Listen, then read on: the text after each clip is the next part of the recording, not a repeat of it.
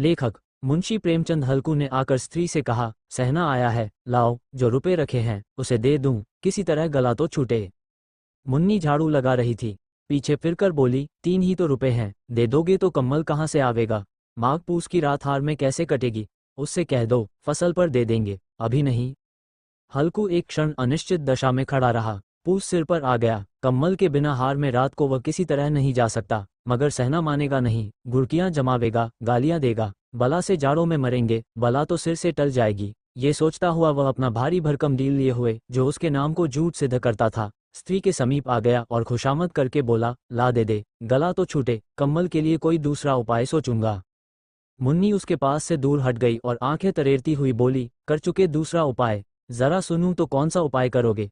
कोई खैरात दे देगा कम्मल, न जाने कितनी बाकी है, जो किसी तरह चुकने ही नहीं आती। मैं कहती हूँ, तुम क्यों नहीं खेती छोड़ देते, मर मर काम करो, उपज हो तो बाकी दे दो, चलो छुट्टी हुई, बाकी चुकाने के लिए ही तो हमारा जन्म हुआ है, पेट के लिए मजूरी करो, ऐसी खेती से बाज आए। मैं रुपए न दूंगी, न दूंगी। हल्कू उदास होकर बोला, तो क्या गाली खाऊं? मुन्नी ने तड़प कर कहा, गाली क्यों देगा, क्या उसका राज है? मगर यह कहने के साथ ही उसकी तनी हुई भौहें ढीली पड़ गईं। हल्कू के उस वाक्य में जो कठोर सत्य था, वह मानो एक भीषण जंतु की भांति उसे घूर रहा था। उसने जाकर आले पर से रुपए निकाले और लाकर हल्कू के हाथ पर रख दिए, फिर बोली, तुम छोड़ दो अब की से खेती, मजूरी में सुख से एक रोटी तो खाने को मिलेगी, किसी की धौंस तो न रहेगी। अच्छी खेती है, मजूरी करके लाओ, वह भी उसी में झोंक दो, उस पर धौंस। हल्कू ने रुपए लिए और इस तरह बाहर चला मानो अपना हृदय निकाल कर देने जा रहा हो। उसने मजूरी से एक एक पैसा काट कपट कर 3 रुपए कम्मल के लिए जमा किए थे। वह आज निकले जा रहे थे। एक एक पग के साथ उसका मस्तक अपनी दीनता के भार से दबा जा रहा था। तारांकन तारांकन तारांकन तारांकन तारांकन। पूस की अंधेरी रात, आकाश पर तारे भी ठिठुरते हुए मालूम होते थे। हल्कू अपने खेत के किनारे ऊख के परतों की एक छतरी के नीचे बांस के खटोले पर अपनी पुरानी गाढ़े की चादर ओढ़े पड़ा काम रहा था। खाट के नीचे उसका संगी कुत्ता जबरा पेट में मुंह डाले सर्दी से कूं कूं कर रहा था। 2 में से एक को भी नींद न आती थी। हल्कू ने घुटनियों को गर्दन में चिपकाते हुए कहा, क्यों जबरा, जाड़ा लगता है? कहता तो था, घर में पुआल पर लेट रह, तो यहाँ क्या लेने आए थे? अब खाओ ठंड, मैं क्या करूं? जानते थे मैं यहाँ हलवा पूरी खाने आ रहा हूँ, दौड़े दौड़े आगे आगे चले आए। अब रो नानी के नाम को। जबरा ने पड़े पड़े दुम हिलाई और अपनी कूं कूं को दीर्घ बनाता हुआ एक बार जम्हाई लेकर चुप हो गया। उसकी श्वान बुद्धि ने शायद ताड़ लिया, स्वामी को मेरी कूं कूं से नींद नहीं आ रही है। हल्कू ने हाथ निकालकर जबरा की ठंडी पीठ सहलाते हुए कहा, कल से मत आना मेरे साथ, नहीं तो ठंडे हो जाओगे। ये रांड पछुआ न जाने कहाँ से बर्फ लिए आ रही है। उठूं, फिर एक चिलम भरूं, किसी तरह रात तो कटे। 8 चिलम तो पी चुका, ये खेती का मजा है। और एक एक भगवान ऐसे पड़े हैं जिनके पास जाड़ा जाए तो गर्मी से घबराकर भागे। मोटे मोटे गद्दे, लिहाफ कम्बल, मजाल है जाड़े का गुजर हो जाए। तकदीर की खूबी, मजूरी हम करें, मजा दूसरे लूटें। हल्कू उठा, गड्ढे में से जरा सी आग निकालकर चिलम भरी। जबरा भी उठ बैठा। हल्कू ने चिलम पीते हुए कहा, पिएगा चिलम, जाड़ा तो क्या जाता है, जरा मन बदल जाता है। जबरा ने उसके मुंह की ओर प्रेम से छलकती हुई आंखों से देखा। हल्कू, आज और जाड़ा खा ले, कल से मैं यहाँ पुआल बिछा दूंगा, उसी में घुसकर बैठना, तब जाड़ा न लगेगा। जबरा ने अपने पंजे उसकी घुटनियों पर रख दिए और उसके मुंह के पास अपना मुंह ले गया। हल्कू को उसकी गर्म सांस लगी। चिलम पीकर हल्कू फिर लेटा और निश्चय करके लेटा कि चाहे कुछ हो अब की सो जाऊंगा, पर एक ही क्षण में उसके हृदय में कंपन होने लगा। कभी इस करवट लेटता, कभी उस करवट पर, जाड़ा किसी पिशाच की भांति उसकी छाती को दबाए हुए था। जब किसी तरह न रहा गया तो उसने जबरा को धीरे से उठाया और उस सिर को थपथपाकर उसे अपनी गोद में सुला लिया। कुत्ते की देह से जाने कैसी दुर्गंध आ रही थी, पर वह उसे अपनी गोद में चिपटाए हुए ऐसे सुख का अनुभव कर रहा था जो इधर महीनों से उसे न मिला था।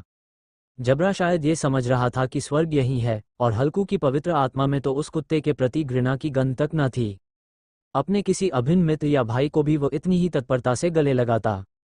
वह अपनी दीनता से आहत न था जिसने आज उसे इस दशा को पहुंचा दिया। नहीं, इस अनोखी मैत्री ने जैसे उसकी आत्मा के सब द्वार खोल दिए थे और उनका एक एक अणु प्रकाश से चमक रहा था। सहसा जबरा ने किसी जानवर की आहट पाई।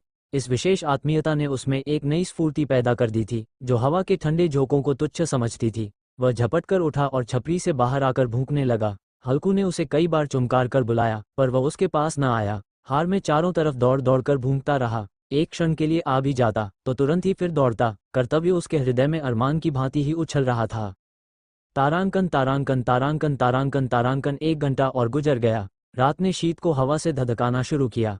हल्कू उठ बैठा और दोनों घुटनों को छाती से मिलाकर सिर को उसमें छिपा लिया। फिर भी ठंड कम न हुई, ऐसा जान पड़ता था सारा रक्त जम गया है, धमनियों में रक्त की जगह हिम बह रहा है। उसने झुककर आकाश की ओर देखा। अभी कितनी रात बाकी है? सप्तर्षि अभी आकाश में आधे भी नहीं चढ़े, ऊपर आ जाएंगे तब कहीं सवेरा होगा। अभी पहर से ऊपर रात है।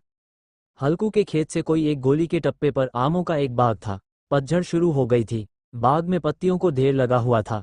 हल्कू ने सोचा, चलकर पत्तियां बटोरूं और उन्हें जलाकर खूब तापूं। रात को कोई मुझे पत्तियां बटोरते देख तो समझे कोई भूत है। कौन जाने कोई जानवर ही छिपा बैठा हो, मगर अब तो बैठे नहीं रहा जाता।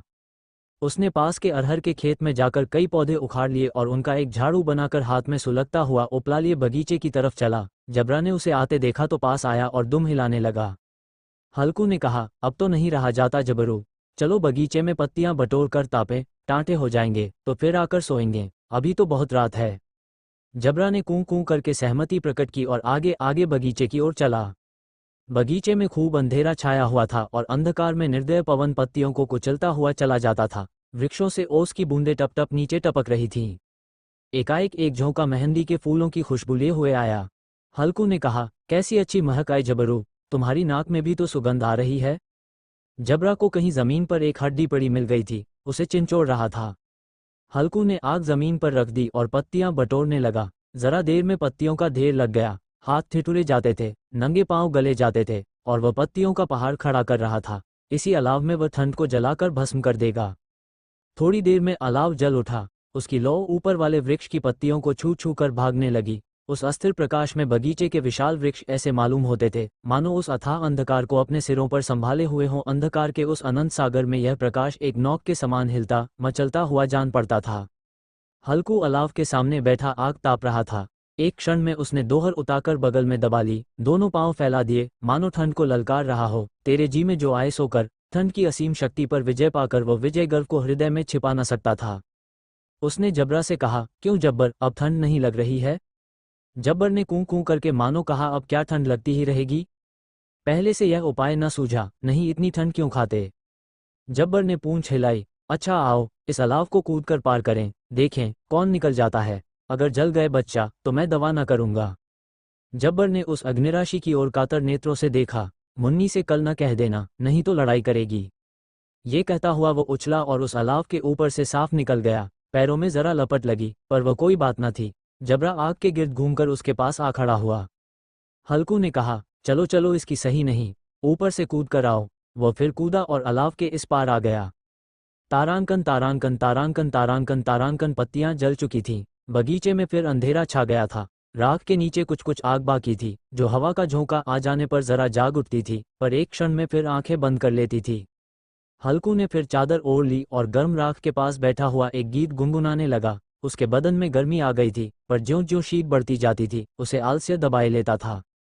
जबरा जोर से भूंककर खेत की ओर भागा। हल्कू को ऐसा मालूम हुआ कि जानवरों का एक झुंड खेत में आया है। शायद नीलगायों का झुंड था। उनके कूदने दौड़ने की आवाजें साफ कान में आ रही थीं। फिर ऐसा मालूम हुआ कि खेत में चर रही हैं। उनके चबाने की आवाज चर चर सुनाई देने लगी।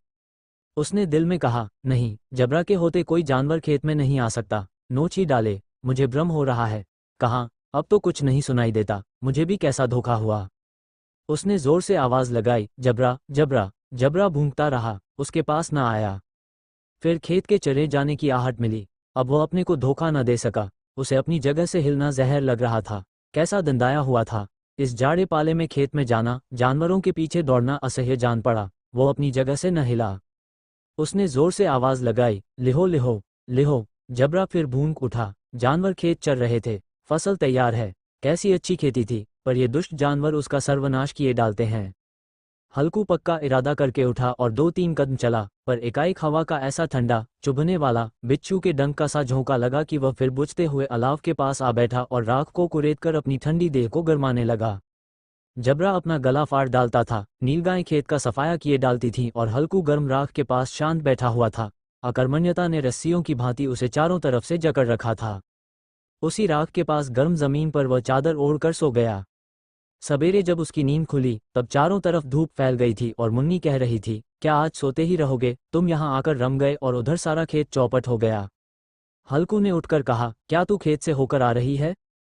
मुन्नी बोली, हाँ, सारे खेत का सत्यानाश हो गया। भला ऐसा भी कोई सोता है? तुम्हारे यहाँ मड़ैया डालने से क्या हुआ?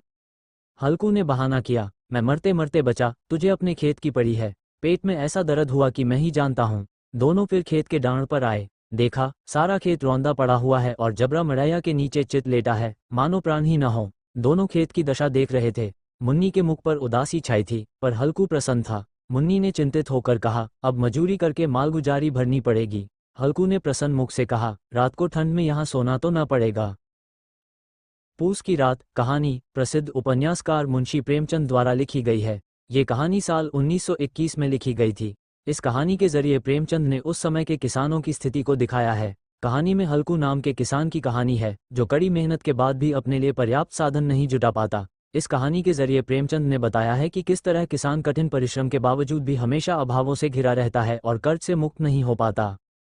इस कहानी के बारे में कुछ और बातें हैं। इस कहानी में किसानों की दो मुख्य समस्याएं उभरकर सामने आती हैं, कर्ज में डूबा किसान और खेती का लाभकारी न होना। कहानी में हल्कू का झगड़ा उसके घर के साथ है, खासतौर पर जब वह सर्दी की रात को अपने गरीब घर में ठंडी से जूझता है। हल्कू और उसकी पत्नी मुन्नी ने बड़ी मुश्किल से 3 रुपये जमा किए थे। इन 3 रुपयों से वे एक कंबल खरीदना चाहते थे, पर कर्ज चुकाने के लिए उन्हें ये रुपये सहना को देने पड़ते हैं।